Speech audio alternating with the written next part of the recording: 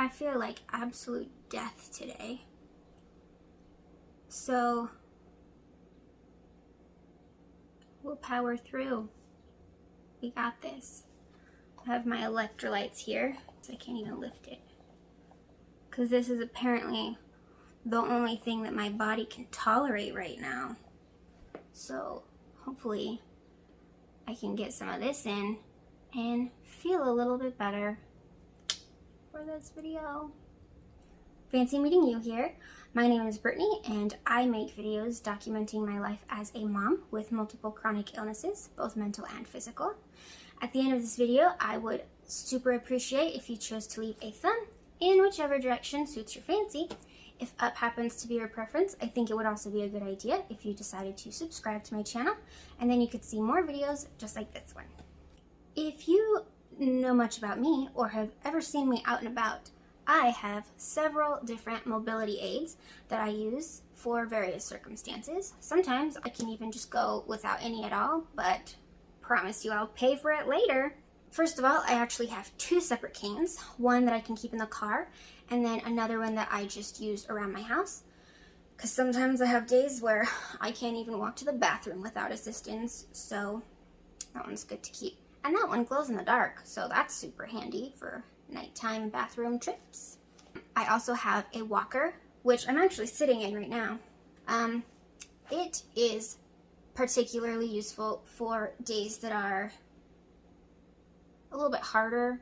So let's see, for the cane, it's only on one side of your body. So I can use it if just one leg is giving me problems. But if they're both kind of going out on me, then the walker is good because I can just balance in each step. Like I don't have to take a break between balance.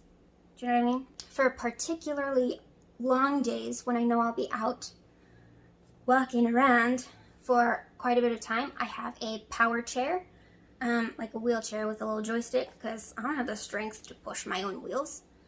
I don't use that quite as often, but we do have Disneyland passes, so we go to Disneyland every once in a while, and I definitely break out the wheelchair for that, or just any other thing where I know that there's going to be a lot of walking, but I'll be rolling.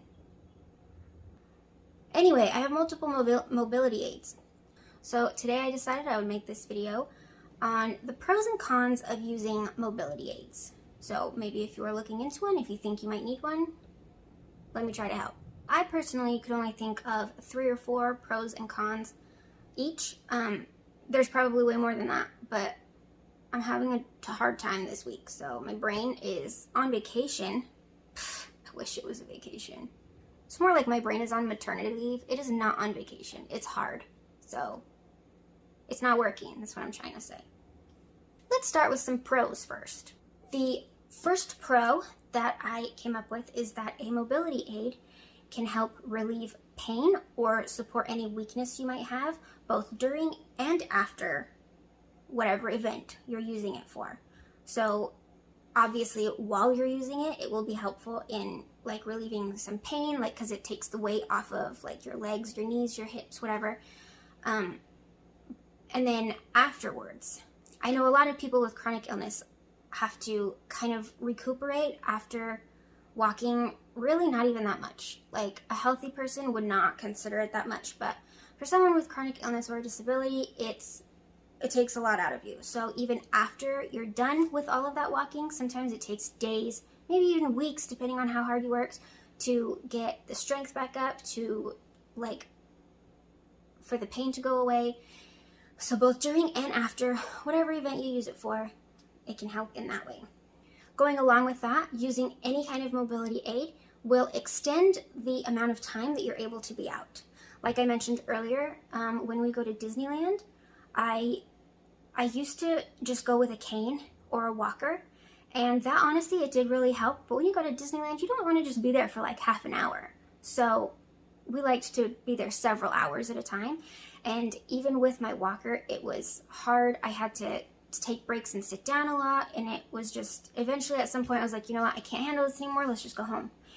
And I felt like a real bummer because the people I was with wanted to stay longer, particularly my 5-year-old daughter.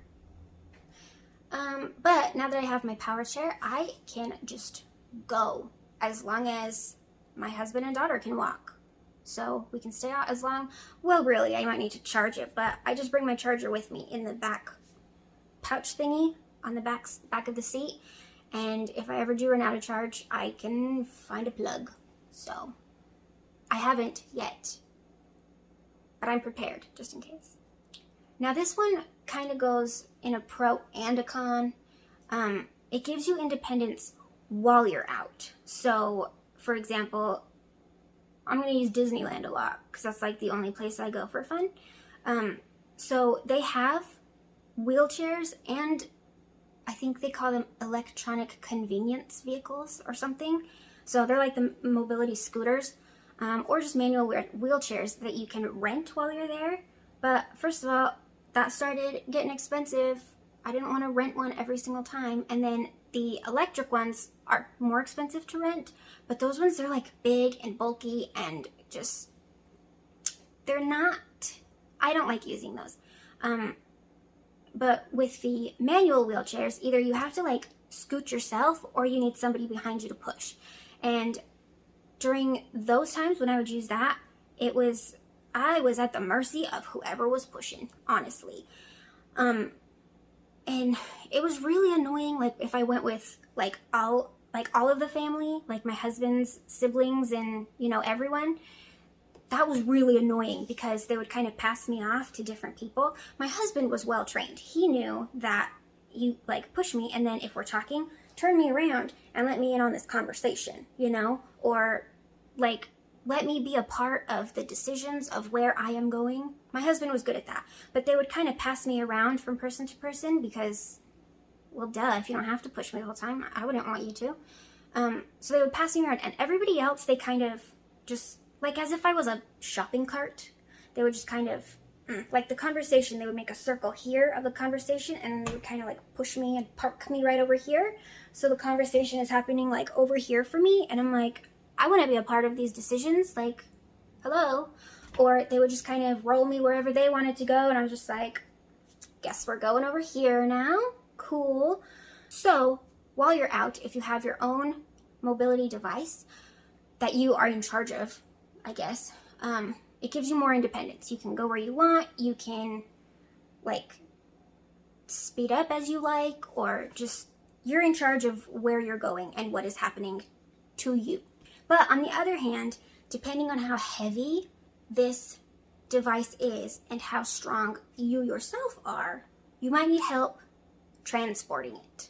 Like if we're going anywhere that I need to use the wheelchair, I can't do it by myself because I can't lift that thing in and out of the trunk. My husband has to help me with that part. And even the unfolding, you kind of have to, you know, he's got it down. I don't know how to do it. It's heavy for me. Even my walker, I think it's like less than 20 pounds, 30 pounds. Like it is not heavy, but I can't barely lift it sometimes.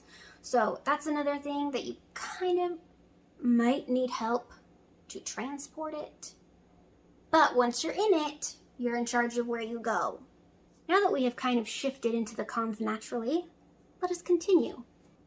The first con that I encountered was the embarrassment. My first mobility aid was just a cane, and even that, which is way less conspicuous than a wheelchair or a walker, but I was so embarrassed. Like how old was I? Like 23? 22? I was young, right? And I was so embarrassed. I was like, canes are for old people. I am not old. I am so far from old. I do not need a cane. But eventually my husband was like, dude, it's gonna help you. Use the cane. So I did. I started just going to Walmart because my husband worked at that Walmart at the time, and I knew pretty much all of the coworkers. So all the employees, I already just knew them. So it was less embarrassing. And I started there. And then when I graduated, we could say, to a walker, it was less embarrassing because I had already gotten over the embarrassment of a cane. So I was still like, dude, a cane? That was already for old people. A walker? I do not need a walker. But honestly, I mostly got it for the seat aspect, because I would be walking around just going shopping, like a quick shopping trip. I would just be walking around with my cane, and then I would like be super dizzy, lightheaded, weakness in my legs. I could not stand anymore, and I was like, I need to sit right now. And I would always be with my husband, because I really couldn't go anywhere by myself at the time.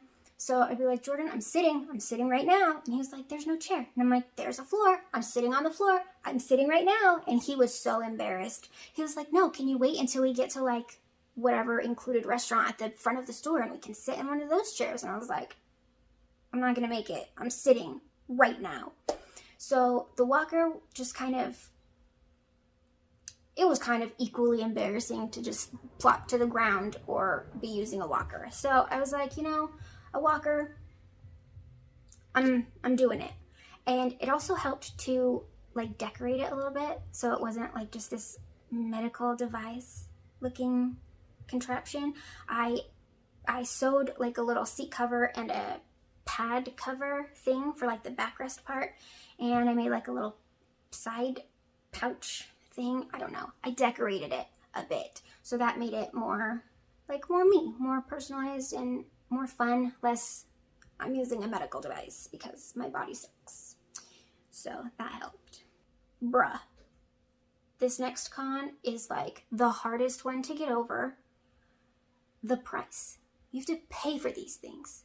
And I don't know about other people's insurance, but my insurance did not pay a cent toward these things. So the cane was cheap. It was probably like $10 or around there. It was not a big deal. But then the walker, man, I know some can get like upwards of a couple $100. Mine was $60, I believe. And I was fortunate enough that I just whined to my mom, and she was like, here, I will pay for it. And I was like, yes. So that was nice. And then the wheelchair.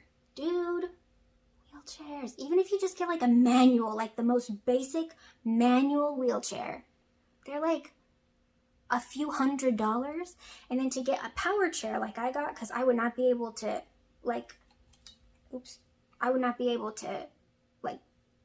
what is the word? Propel? I would not be able to propel myself in a manual wheelchair. So I decided to go for a power chair with a joystick that propels itself. That one was several $1,000s, which I absolutely did not have. And so my parents, again, very kindly purchased that for me. But if I was just on my own, I probably wouldn't be able to have one. It's expensive. So keep that in mind.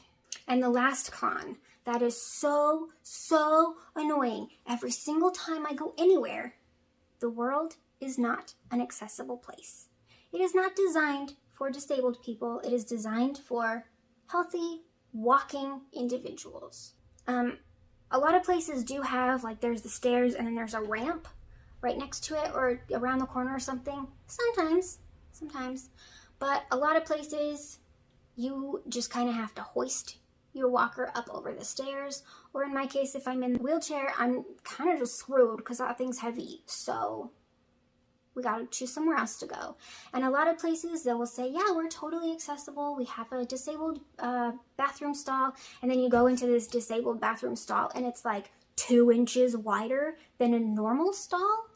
Or it's full of, like, they use it as a storage room. So there's a bunch of junk in there. So you really don't have the space to move around anyway. So the world is not an accessible place. Kind of sucks. But I have found that not only employees of wherever you're going, but just like the other strangers that are also there at the same time, they are usually pretty kind. I'll hold a door open. That's the most annoying thing, is when places don't have the little disabled like push button to open the door, or if they do have them and then they're broken, that's infuriating. But a lot of places don't have those, and so I find that most people, they'll just see you struggling, or they'll honestly, sometimes they just see you approaching and they're like, oh, let me grab that for you, and they'll hold it, and they're usually pretty patient. Like when I get stuck on the little threshold thing and I'm like, you know, they're very nice and usually pretty patient. So the world can be nice, but it's not accessible. Now, if you've gotten this far in the video and you are still deciding if you need or could benefit from a mobility device of any sort, let me tell you, if you're thinking that you might need a mobility aid, you could probably benefit from a mobility aid. People who don't need one, don't think about it. If you are deciding to take the plunge and get a mobility device, first you need to assess your need, decide what kind of device would help you the most. Next, you really need to consider the accessibility of your own home. If this is something that you're going to be using in your home, then you need to think like, how wide are my hallways? How wide are my doors? Do I have enough space within rooms if I need to use a wheelchair and kind of turn it around and stuff? Is there enough space in there for that? Or are there stairs? So assess the accessibility of your own home, where you're going to be using it the most. I really only need the bigger devices if I'm going to be out walking for a long time. So if I do need any help around my house, I can just use the cane and I'm perfectly fine with that. But if you need more assistance even within your home, you'll need to think about that. And last, you'll want to check with your insurance and see what kind of coverage you might have for medical equipment, I think it's called. My insurance was like, I don't care. You pay me lots of money every month, but you also still have to pay for your own stuff, so suck it. But you might have better insurance than me or something. So check with your insurance and see what kind of coverage they might offer, and then take that information into account when deciding which kind of device to go for. I hope this video helped. I plan on doing some more in the future of like how to live life with mobility aids, like how to be more confident when you go out in public, or there are some more ideas, I promise. They're just not in my brain right now. They're written in my phone though. Anyway, I have some more ideas coming up to help with the mobility device arena. Anyway, thanks for stopping by my video. I'm so grateful that you chose to watch all the way to the end. I'm very appreciative. Again, I would like to remind you that a thumb, either way, I will take it. And if you would like to subscribe to my channel, I won't stop you. Doodles! Let's get into character. And